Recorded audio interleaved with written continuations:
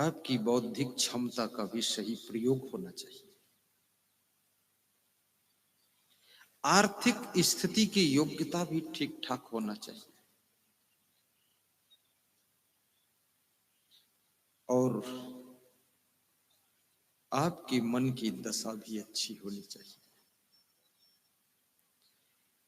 और शरीर भी आपका स्वस्थ और सुडौल होना चाहिए।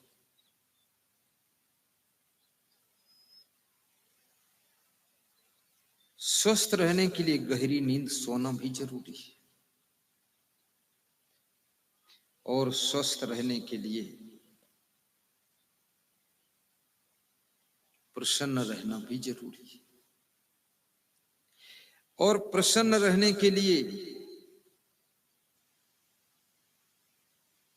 ऐसे कार्य करना जरूरी है जिन कार्यों के परिणाम में टेंशन नहीं बल्कि खुशियां प्राप्त होती है।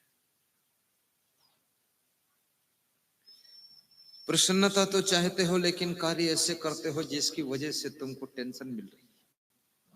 चाहने से केवल प्रसन्नता नहीं मिलेगी। चाहते हो खीर पूड़ी खाना और खिचड़ी भर का काम नहीं करते, खीर पूड़ी कहां से मिलेगी।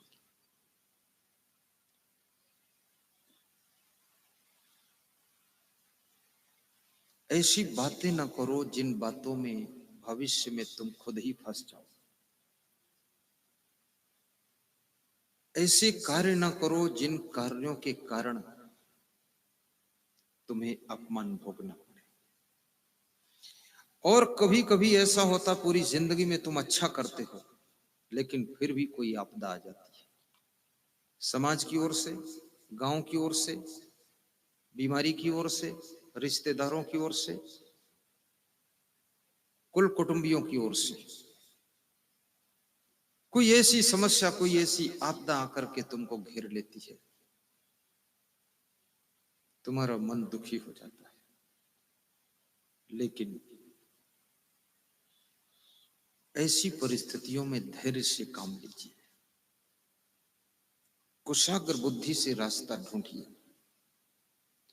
संघर्ष करने के लिए स्वयं को तैयार कीजिए। डरने से, घबराने से समस्याएं बढ़ सकती हैं, घटने का नाम नहीं लेंगी। छत्तीसगढ़ प्रदेश में छत्तीसगढ़ डेंटल केयर राजधानी रायपुर में हॉस्पिटल है। डॉक्टर रवि उसके मेन डॉक्टर है। 4-5 मंजिल का ऊंचा हॉस्पिटल है। एक एक दांत का अलग अलग 32 डॉक्टर रहता है। बहुत डॉक्टर है, हमारे बहुत प्रेमी है। इस साल मिले तो कह रहे थे गुरुदेव एक आदमी ने मेरे ऊपर मुकदमा लगा दिया है, 3 दिन तो नींद नहीं आई। तो हमने कहा डॉक्टर साहब फिर क्या हुआ? बोले 3 दिन के बाद आपका ज्ञान याद आ गया। तो हमने सोचा जो होगा देखा जाएगा और मुकदमा लड़ना शुरू कर दिया। तो हमने कहा अब क्या हुआ? बोले अब 3 महीना हो गए, मुकदमा चल रहा है। अब जैसे हॉस्पिटल रोज सुबह खोलता हूँ रात में बंद करता हूँ, हॉस्पिटल चल रहा है, ऐसे मुकदमा भी चल रहा है। वो दिनचर्या में आ गया है, अब कोई तकलीफ नहीं। कुछ ऐसी समस्याएं हैं तुम्हारी जिंदगी की जो दिनचर्या बन जाएंगी और जैसे तुम सवेरे उठ करके स्नान करते हो, कुल्ला दातुन करते हो, कपड़े बदलते हो, इस तरह से उनका भी समाधान करते चलते रहना पड़ेगा। उबिए डूबिए मत, घबराइए मत। इसलिए किसी विचारक ने कहा है कि स्ट्रगल इज ए लाइफ, जिंदगी एक संघर्ष है। और आपकी जिंदगी ही नहीं, भगवान श्री राम की जिंदगी बहुत बड़ा संघर्ष थी। भगवान कृष्ण की जिंदगी में संघर्षों का तांता लगा हुआ था। पांडवों की जिंदगी में संघर्ष ही संघर्ष था। राजा हरिश्चंद्र की जिंदगी में कितना संघर्ष था, डोम के घर पानी भरना पड़ा, ये दशा हो गई राजा की, और वो भी विश्वामित्र के कारण। कुंजी और लगाम, ये कहानी सिखाती है कुंजी और लगाम थोड़ा संभल कर देना किसी को। राजा हरिश्चंद्र ने दिया था कुंजी और लगाम, डोम के घर पानी भरे थे।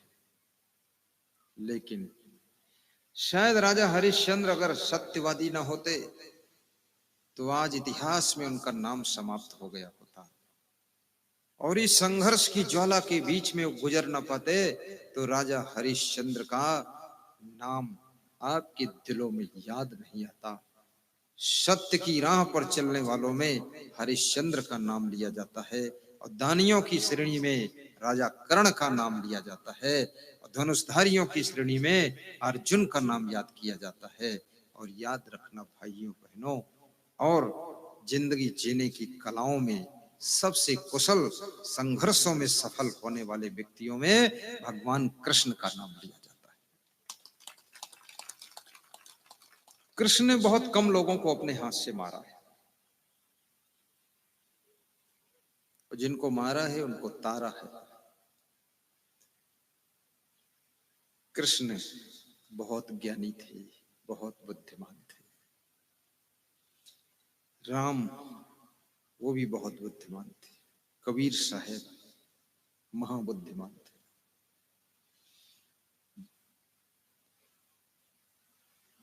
कबीर साहब संत है। राम और कृष्ण ये सदगृहस्थ है, महान भक्त है। कबीर जब हम पैदा हुए, जग हंसे हम रोए, ऐसी करनी कर चलो हम हंसे जग रोए। ऐसे कार्य करो जिससे तुम हंसते रहो। और जीवन में खुश वही रह सकता है जो दूसरों को खुशियां दे सकता है। जो दूसरों की खुशियों को छीनने का प्रयास करता है, उसकी खुशियां तो कुदरत छीन लेती है, और दूसरों की जो सुविधाओं को छीनता है, उसकी सुविधा अपने आप डिस्टर्ब होने लग जाती है। और जो दूसरों को सही राह बताता है, वो खुद कभी राह से भटकता नहीं है, उसको मंजिल बिना चले हुए मिल जाती है, उसकी मंजिल उसकी ओर चल के आ जाती है। और जो दूसरों को हेल्प करता है, वो सेल्फ जिंदगी डिपेंड कर लेता है। हेल्प करना भी सीखो, किसी की जिंदगी के लिए जैक बन जाओ। रिश्ता और संबंध, प्रेम और मित्रता कठिन परिस्थितियों में इनकी परीक्षा होती है। अपने ससुराल वालों को भी मदद कीजिए, मायके वालों को भी मदद कीजिए, अपनी बेटी को भी मदद कीजिए। एक बार दहेज दे करके विदा कर देने से काम नहीं चलेगा, जीवन भर मदद करो। और ये सोच लो कि मुझे मदद करना है, तो तुमको ये कुदरत मदद करने योग्य बना देगी। और यदि ये सोचोगे कि हमको सब लोग मदद करें, तो कुदरत तुमको इतना कमजोर करेगी कि सबकी मदद की बाट जो होते रहोगे। आपसे मदद करने वाले को।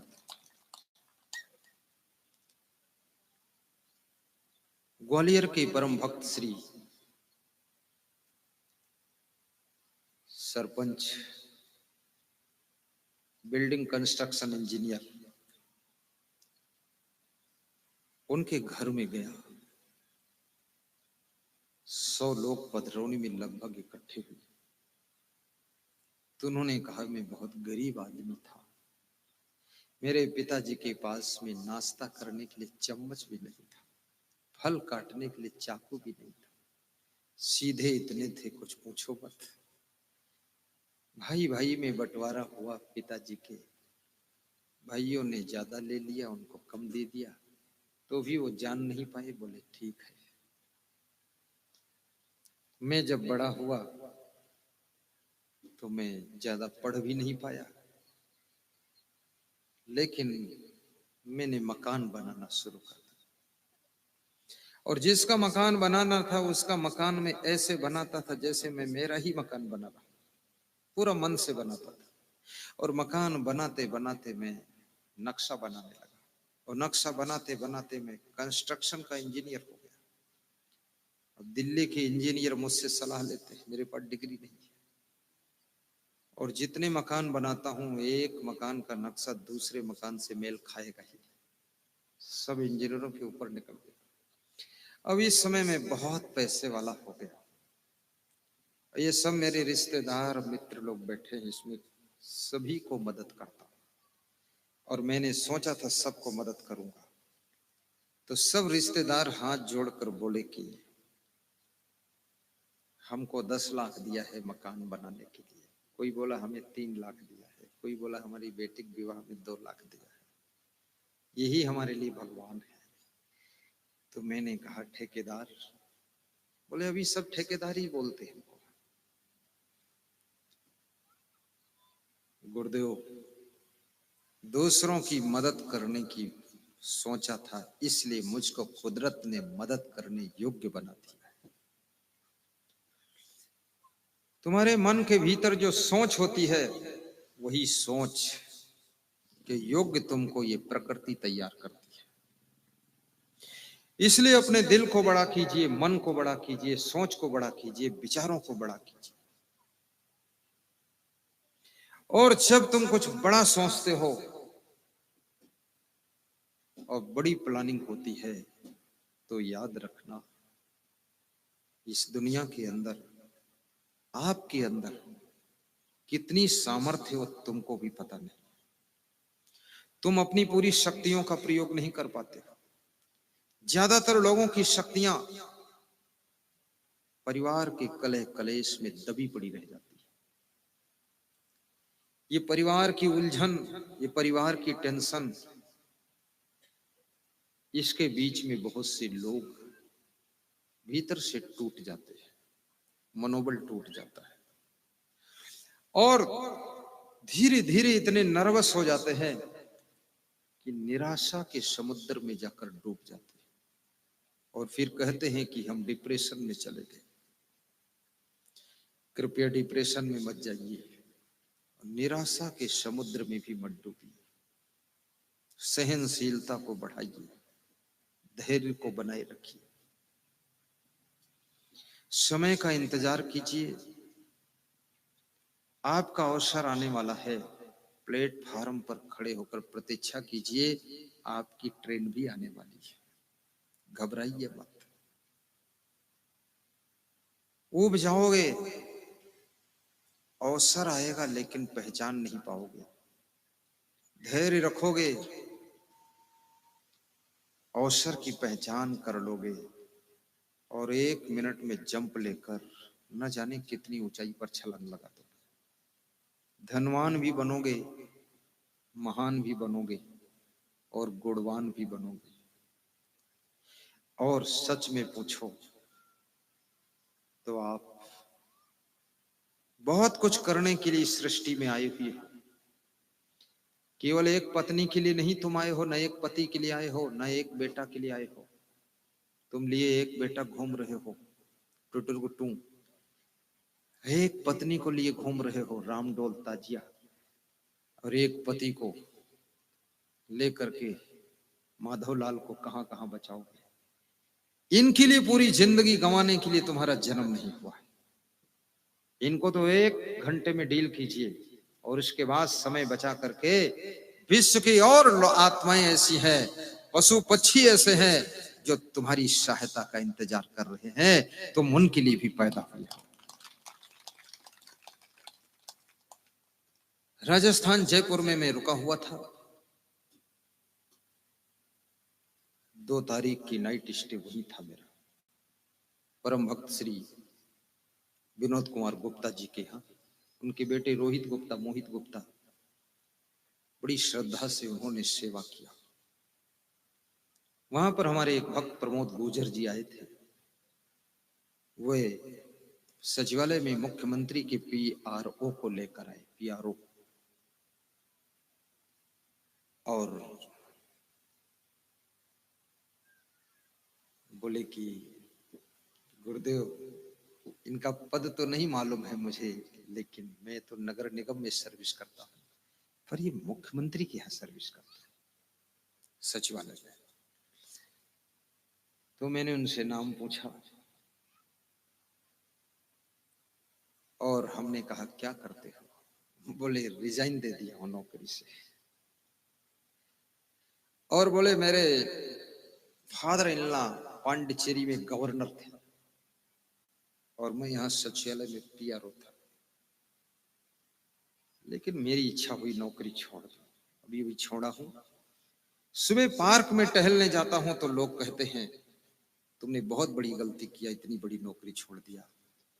तो मैंने कहा तुमने बहुत अच्छा डिसीजन दिया, नौकरी छोड़ दिया, अच्छा किया। तुम्हारा जीवन बहुतों के लिए था, तुम थोड़े लोगों में फंसे हुए थे। तो बोले आपने मेरा मनोबल बढ़ाया है गुरुदेव। मैं बहुत बड़ा आश्रम ब्लाइंड लोगों का चलाने जा रहा हूं और मैं स्वयं विधायक का चुनाव लड़कर मिनिस्टर बनने जा रहा हूं। उनके कब तक पीआरओ रहेंगे? हम खुद मिनिस्टर बनकर के प्रदेश की सेवा करेंगे। और उसने बहुत बड़ी बात कही।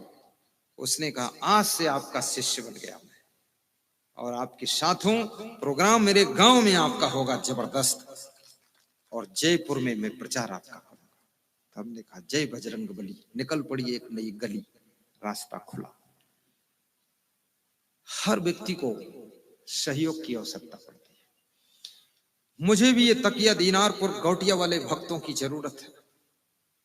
मैं प्रवचन सुनाता हूं, लेकिन प्रवचन सुनाने के लिए मुझको एक प्लेटफार्म चाहिए। तो प्लेटफार्म है ये दीनारपुर तकिया गांव। महात्मा बुद्ध बहुत ज्ञानी थे, लेकिन उनका प्रचार प्रसार करने के लिए अनाथ पिंडक ने 100 करोड़ मुद्रा दान दिया था। तब पूरे वर्ल्ड में प्रचार प्रसार फैला था। 99 करोड़ स्वर्ण मुद्रा सम्राट अशोक ने दिया था और अपने बेटे महेंद्र सिंह और बेटी संघमित्रा को प्रचार में लगाया था। आज भक्तों से मैं आह्वान करता हूं, तुम भी गुरुदेव के ज्ञान के प्रचार प्रसार का पीड़ा उठाइए। जहां हो वहीं प्रचार प्रसार शुरू करो और लोगों को बताओ कि मोबाइल के यूट्यूब में गुरुदेव का प्रवचन सुनिए, असंग सर्च कीजिए, 1500 प्रवचन सुनिए।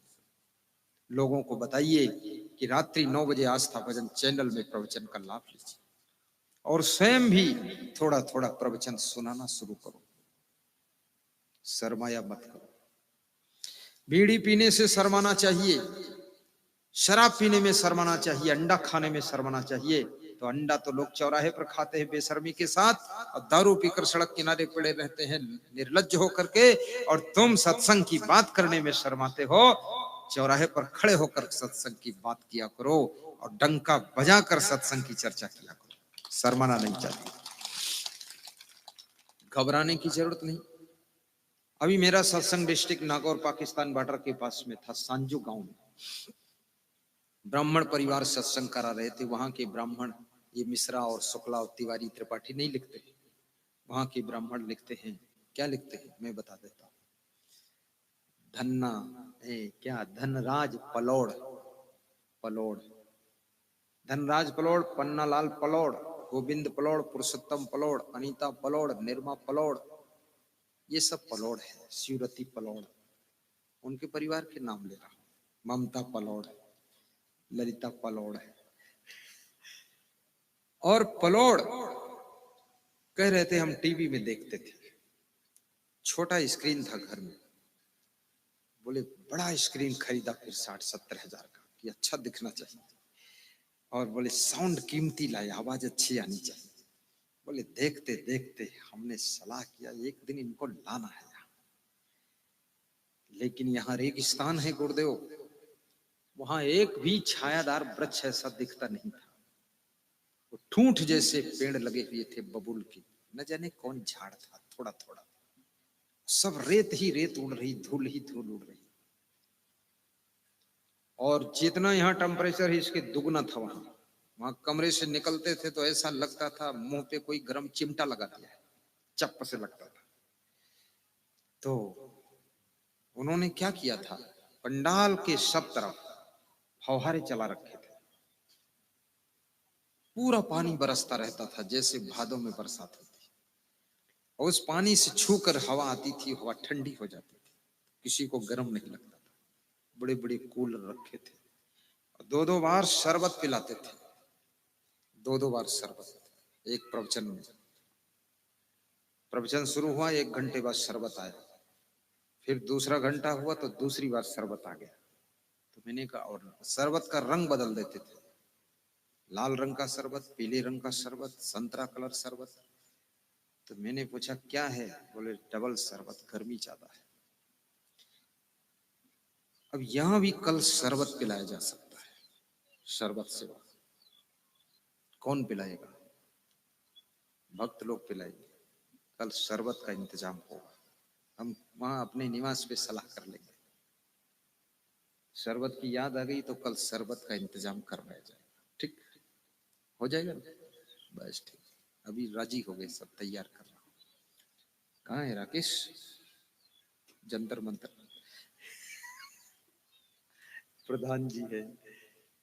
कल शरबत का इंतजाम होगा, जो ही प्रवचन हम शुरू करेंगे ना, शरबत चालू, मंत्र बोले शरबत पियो। तो वहां सत्संग था मेरा, वहां की एक बात बताने जा रहा था, राजस्थान नागौर जिला। तो बता रहे थे वो कि सत्संग सुनते सुनते आपको बुलाने की इच्छा हो, और मन में संदेह था कि इतना यहाँ गर्मी है तो संत जी कैसे आएंगे? आप जैसे संत कोमल को रिझाने के लिए एक गुण मुझ में नहीं है।